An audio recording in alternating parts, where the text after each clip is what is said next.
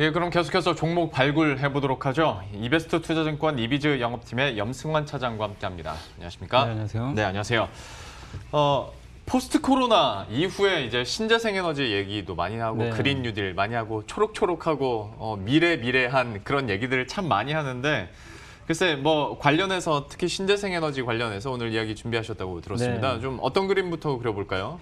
사실 신재생 에너지 관련주들이 사실 국내에는 그렇게 많지는 않더라고요. 이제 찾아보니까 네.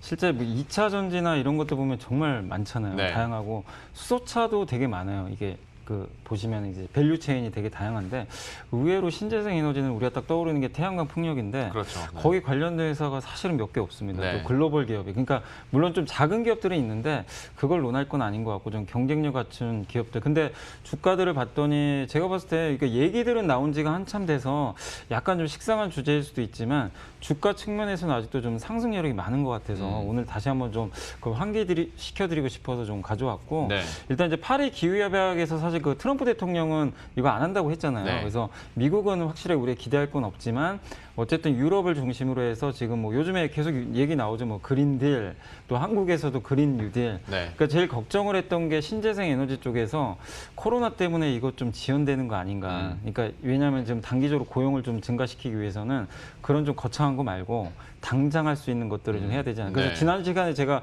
굴삭기 한번 말씀드렸잖아요. 네, 근데 네. 그건 그거대로 하면서 이 신재생 에너지까지도 같이 하는 그런 쪽으로 좀 방향이 잡힌 것 같아요. 특히 독일이라든가 유럽이 그렇게 방향을 잡았기 때문에 한국도 마찬가지입니다. 우리나라도 그런 걸 따라가고 있기 때문에 신재생 에너지에 대해서 관심을 좀 가지셔야 될 것 같고 그리고 좀 안타까운 얘기지만 사실 두산중공업이 좀 몰락한 배경이 지금 두산중공업을 하고 있는 게 원자력하고 화력을 다 하잖아요. 네.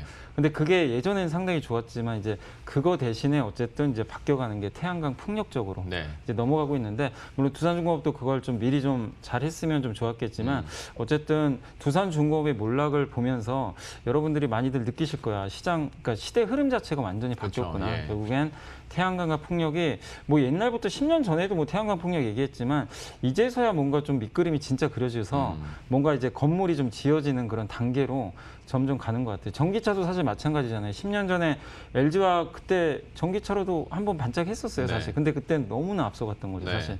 근데 이제는 그림이 그려지면서 건물을 딱 지어가고 있기 때문에 이쪽에 대한 투자를 여러분들이 좀 반드시 좀 해야 될 것 같고 그다음에 석유가 지금 어쨌든 우리 인류의 가장 큰 연료 중에 하나지만 지금 급부상하고 있는 게 또 수소 연료전지 아닙니까? 네. 그러니까 그쪽과 관련해서 수소차 관련주라든가 연료전지 섹터가 올라가는 것도 일견 좀 의미가 있는 것 같아요. 굉장히 비싼 기업들이지만 그런 좀 시대 정신을 좀 반영하고 있다 이렇게 보고 있고 마지막으로 미국 바이든 얘기 좀 많이 나오잖아요. 요새 네. 트럼프 대통령이 뭐 음모론이긴 하지만 이거 너무 좀 자기 지지율 안 나오니까 일부러 막 중국 때리는 거 아니냐. 근데 그만큼 트럼프 대통령이 지금 힘든 건 사실이에요. 네. 워낙 바이든이 잘 나가니까. 근데 여기서 주목하실 건 미국 민주당은 친환경 시장이 굉장히 우호적인 당입니다. 그러니까 공화당은 정반대고 근데 민주당 같은 경우는 지금 분명히 공약에도 있거든요. 신재생 에너지.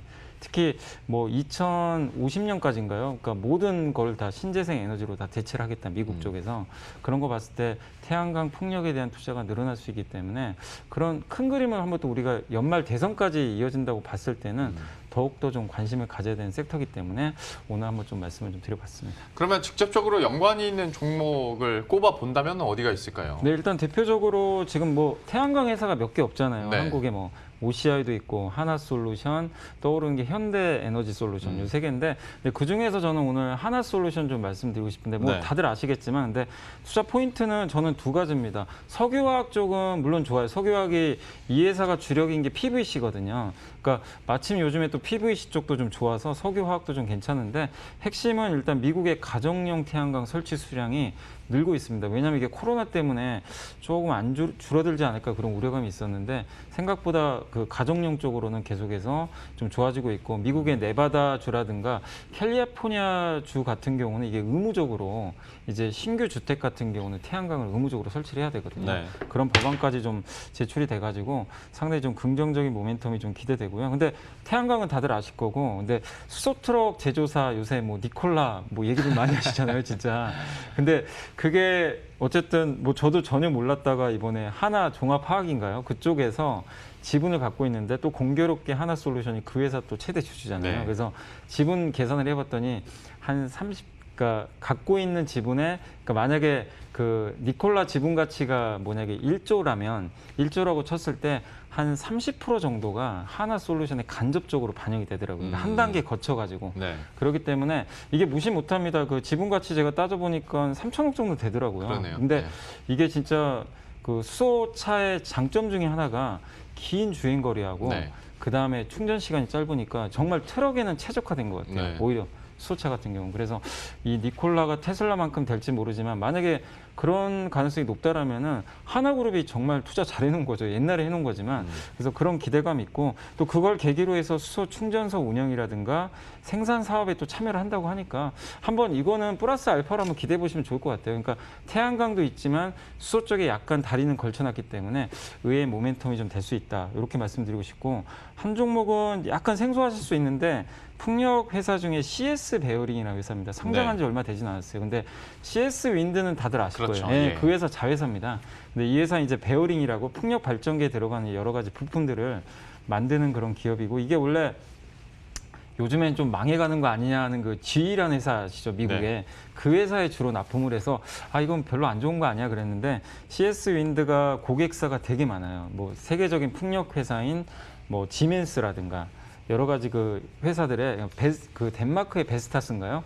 그쪽에도 지금 납품을 하고 있는데 그걸 기반으로 해가지고 CS 베어링도 이번에 고객사를 그쪽으로 넓혔다고 합니다. 그러니까 이제 GE에 한정됐다가 유럽 쪽 회사로 지금 매출 비중이 늘어나고 있는 거죠. 그러니까 풍력 발전 시장이 엄청 커지는데 한국에 사실 풍력 발전 기업 거의 없거든요. 몇 개 없는 가운데 CS 베어링이 이번에 또 상장을 해서 주목을 받을 수 있는 그런 위치고 CS 윈드에 비해서 좀 저평가돼 있어요. 그래서 한번 풍력 쪽에서 그 투자 한번 해보시면 CS 베어링 쪽으로 한번 좀 관심 가져보시는 것도 좀 좋을 것 같습니다. 아니 왜 CS 윈드를 갖고 오시지 이걸 갖고 오셨을까 했는데 약간 저평가 매력 저평가고 또 너무 CS 윈드는 또 예전부터 상장이 돼서 좀 너무 많이 알려졌는데 그거보다는 좀 또 새로운 기업이 좀 더 나을 것 같아서 대안주가 있어서 예. 이걸 좀 오늘 한번 말씀을 드려봤습니다. 알겠습니다. 하나솔루션과 CS 베어링 이렇게 소개 받아봤고요. 이어서 유망주 보도록 할 텐데 참고로 다나와 소개해 주시고 나서 네. 갑자기 뭐 이제 실적도 더 부각되기도 네. 했습니다만은 급등 흐름을 기록하겠거든요. 글쎄요, 다나와 잠깐 혹시 좀 봐주실 수 있으면 봐주시고. 다나가 예. 이제 한 3만 원까지 와서 약간 실순이 있는데 네. 제가 봤을 때는 10년 동안 역성장 한 번도 안 했고 올해도 성장인데 언택트 그냥 계속 이대로 이어질 것 같아요. 그 기조가. 그래서 한 중장기 투자하신 분들 진짜 하면 4만 원까지도 한번 염두에 두시고 예. 아직은 저는 저평가됐기 때문에 네. 상승 여력 충분하다 이렇게 말씀드리겠습니다. 예. 그러면 오늘의 유망주도 공개를 해주시죠. 사실 두 개 갖고 왔는데 네. 하나는 너무 올라가지고요. 그러게요, 예. 그게 사실 동진세미캠이에요. 그래서 네. 아까 앞서 좀 잠깐 소개해드렸던 것 같은데 동진세미캠은 그냥 간략히만 이따 말씀드리고 오늘 추천드리고 싶은 코리아 서킷입니다. 이것도 좀 주가들이 요새 뭐 좀 약간 내용만 좋으면 그냥 급등해서 좀 아쉽긴 한데 코리아 서킷도 좀 잠깐 말씀드리면 스마트폰용 그 기판 아시죠? 네. 근데 이게 사실 돈이 안 돼요. 돈이 안 돼가지고 삼성전기, LG노태, 대덕전자 같은 큰 회사들이 다 나가버렸어요. 이거 안 한다고. 그래가지고 이게 이거 안 좋은 거 아니냐 이럴 수 있는데 저는 이제 이렇게 보는 거예요. 스마트폰 여러분 사용 안 할 거 아니잖아요.